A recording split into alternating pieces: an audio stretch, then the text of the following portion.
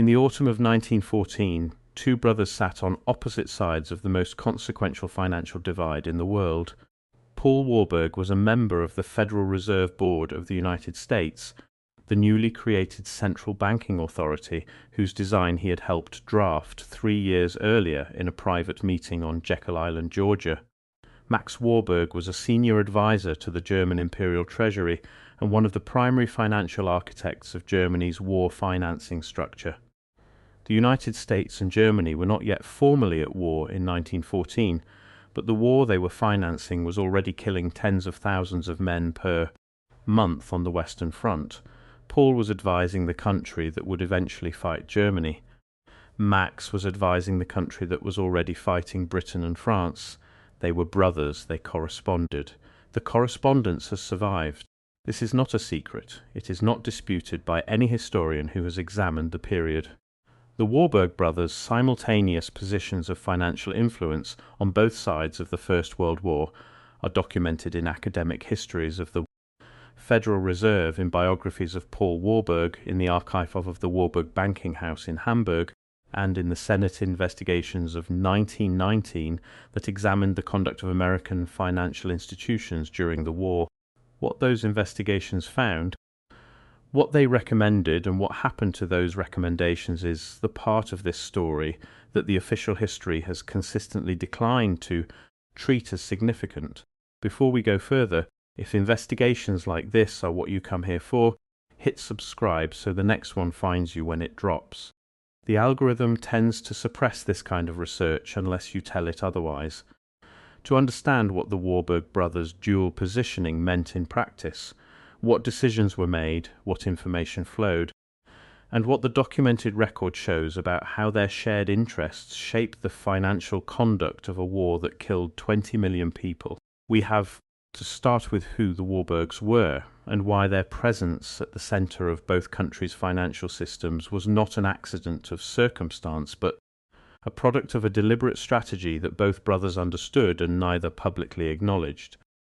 The Warburg family banking house, MM, Warburg & Co., had been based in Hamburg since 1798. By 1914, it was one of the most significant private banking institutions in Europe, with direct relationships to the major financial houses of London, Paris, Amsterdam, and New York, and with the kind of institutional knowledge of European sovereign debt and international credit markets that made it indispensable to governments on multiple sides of any major European conflict. The family had expanded its reach to the United States when Paul Warburg emigrated in 1902 and joined the New York investment bank Kuhn, Loeb & Company, where his brother-in-law Jacob Schiff was the dominant partner.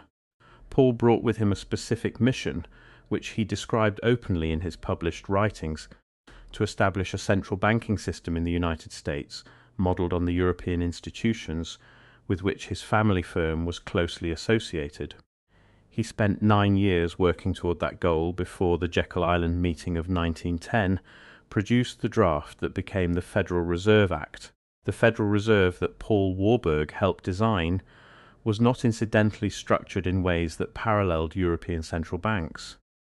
It was deliberately structured that way by a man who understood those institutions from the inside and who had spent his professional career in a family banking house whose business model depended on the existence of central banking infrastructure to which private banks could be the institutional intermediaries.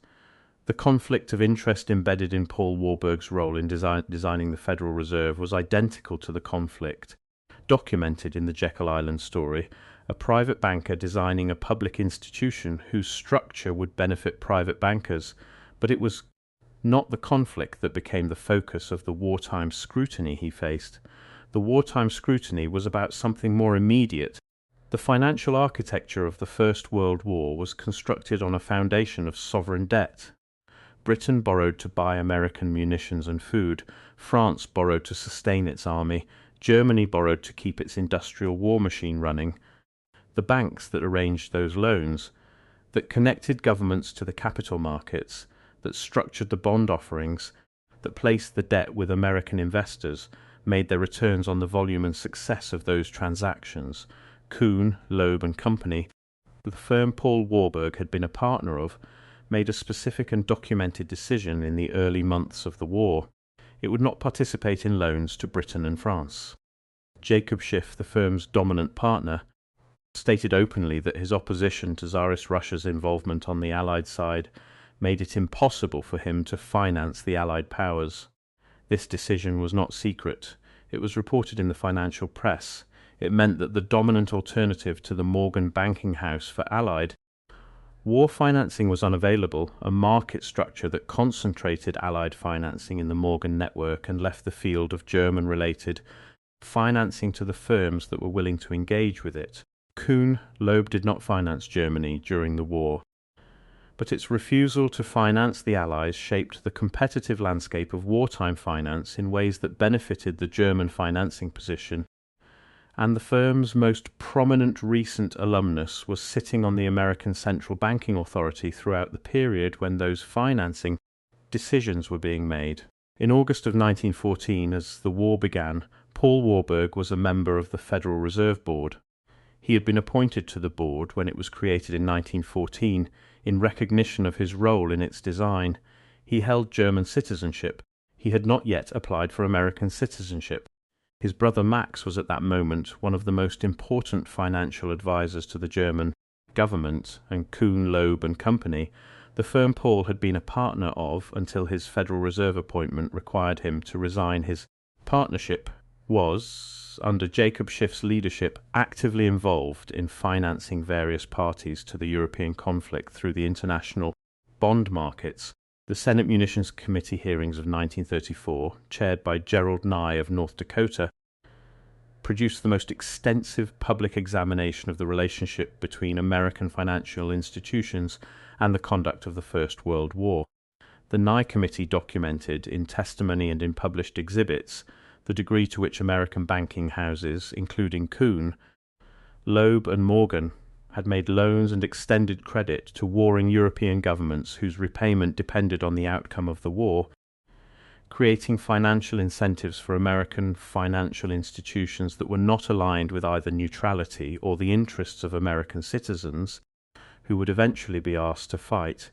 The Nye Committee's findings were published in a series of reports between 1934 and 1936. The findings were controversial, were challenged by the institutions named, and were eventually subsumed by the larger political conflict over American involvement in the approaching Second War. The committee's work was not completed. Its final recommendations were not acted upon. The institutional relationships it documented were not reformed.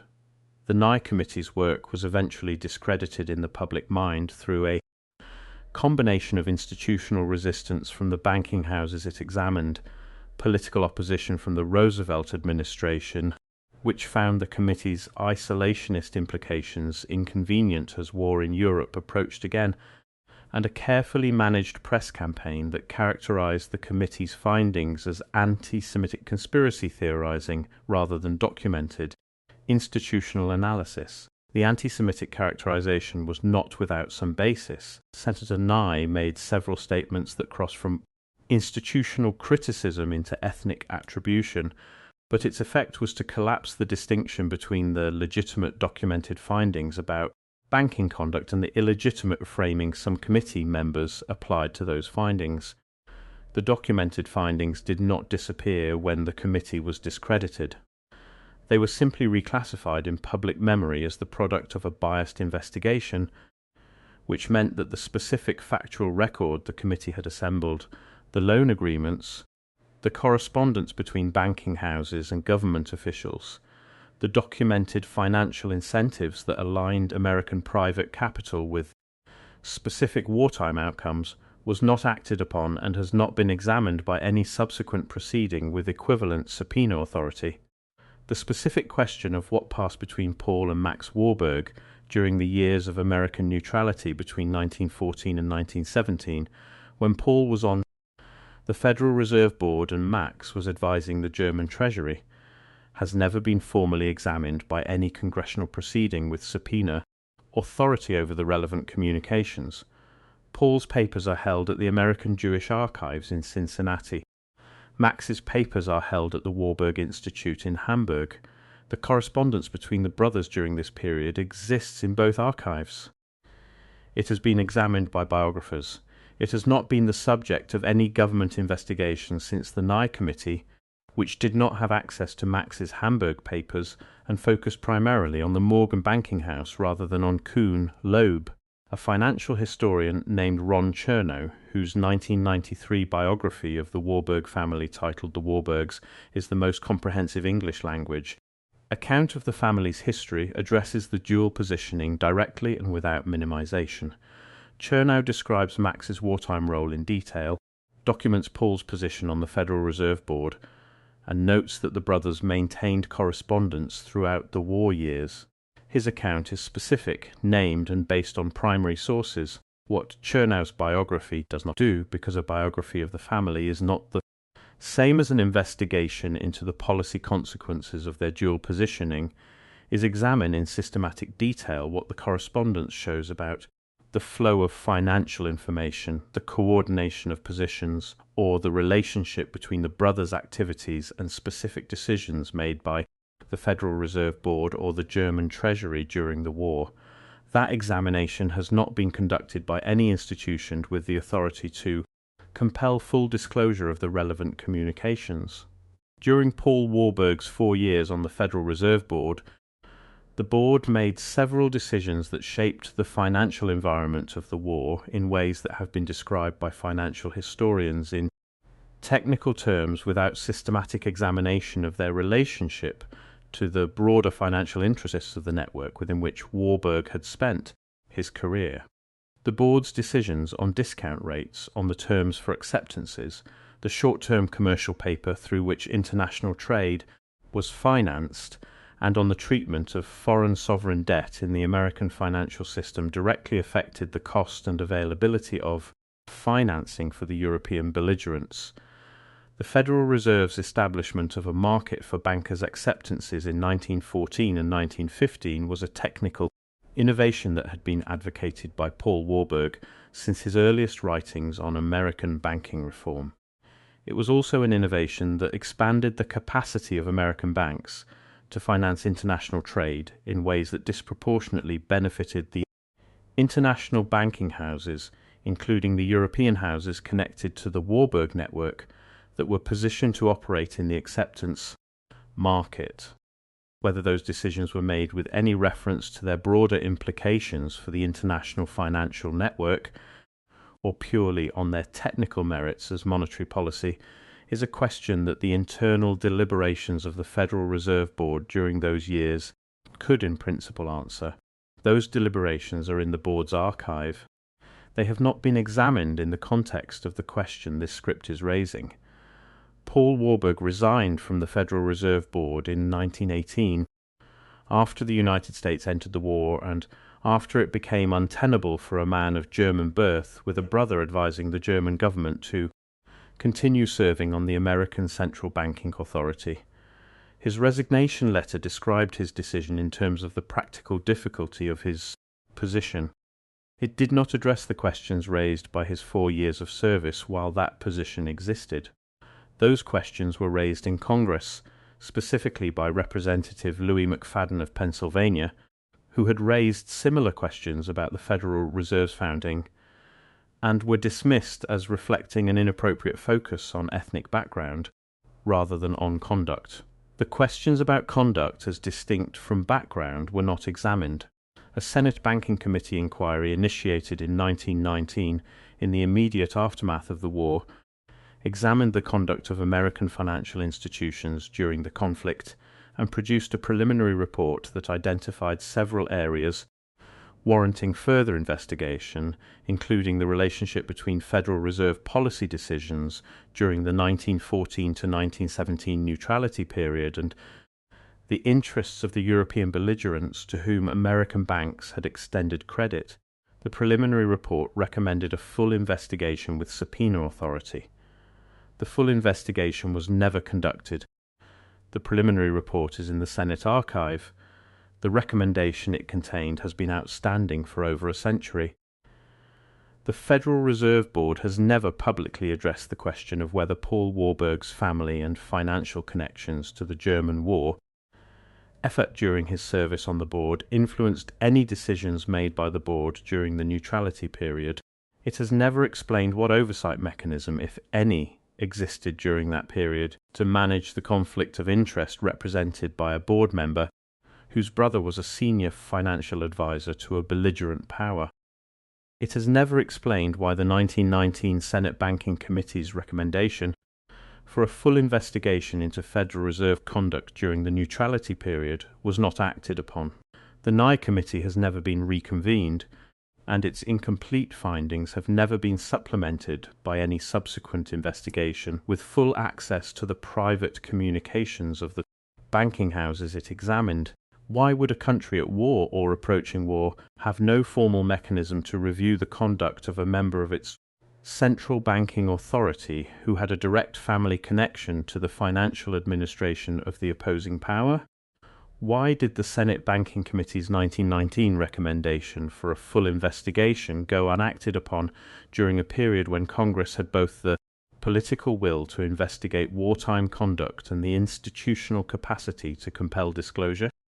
Why has the correspondence between Paul and Max Warburg during the 1914 to 1917 neutrality period, correspondence that exists in two accessible archives, has been examined by at least one major biographer, and covers the years when Paul was on the Federal Reserve Board and Max was advising the German Treasury, never been systematically analysed in the context of Federal Reserve policy decisions made during those years? Why do the most comprehensive public accounts of both the Federal Reserve's early history and the Warburg family's wartime role treat the dual positioning as a biographical curiosity rather than as an institutional question with policy consequences that warrant examination? These questions do not go away because the war ended over a century ago and because both brothers are long dead. The institutional questions raised by the dual positioning are not about the personal conduct of two men. They are about whether a central banking institution designed by a man with deep personal and financial connections to European banking houses, staffed in its early years by individuals with those same connections, operated during the most consequential financial emergency in its early existence in ways that were accountable to the American public it was supposed to serve, or in ways that reflected the broader interests of the international financial network within which its founders had spent their careers. Paul Warburg's papers at the American Jewish Archives in Cincinnati contain his Federal Reserve correspondence, his policy memoranda, and his private letters. Max Warburg's papers in Hamburg contain the corresponding documentation from the German side. The archives are accessible. The correspondence between the brothers exists in two cities on two continents. The analysis that would connect the correspondence to the Federal Reserve Board's policy decisions during the neutrality years, the analysis that would answer from primary sources whether the man who designed the American central bank and sat on its governing board during the First World War was making policy decisions independently of his family's position on the other side, has not been published. Not because the materials are not there, because the question has been classified, through a century of institutional avoidance, as one that historians note and do not pursue. The official history tells us that the Federal Reserve's early years were a period of institutional formation in which well-intentioned men of expertise built a new system under difficult circumstances, and that Paul Warburg's wartime position was an unfortunate personal difficulty that he resolved honourably by resigning when it became untenable.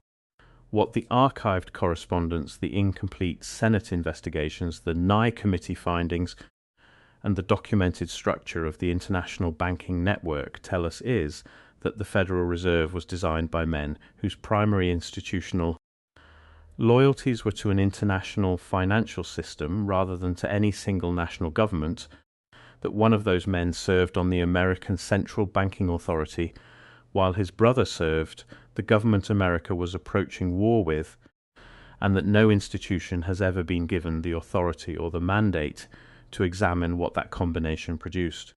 These records survive because people refuse to stop asking. If this matters to you, subscribe and share this with someone who needs to hear it. History does not disappear when it is buried. It disappears when no one looks for it.